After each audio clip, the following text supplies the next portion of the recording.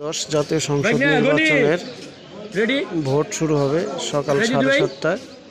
প্রথম ভোট দেওয়ার জন্য সবাই প্রস্তুতি নিচ্ছে।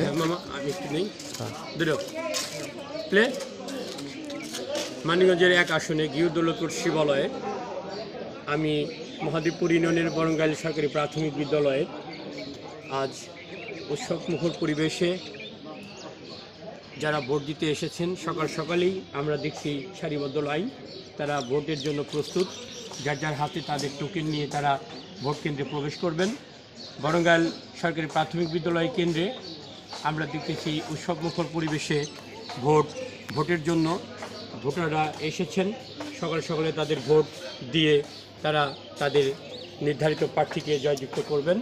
এই মুহূর্তে নির্বাচন কর্মরত যারা আছেন তারা বলতেছেন ভোট নির্বিঘ্নে হবে। আইনশৃঙ্খলা কর্মকর্তা জানিয়েছেন আইনশৃঙ্খলা স্বাভাবিক আছে।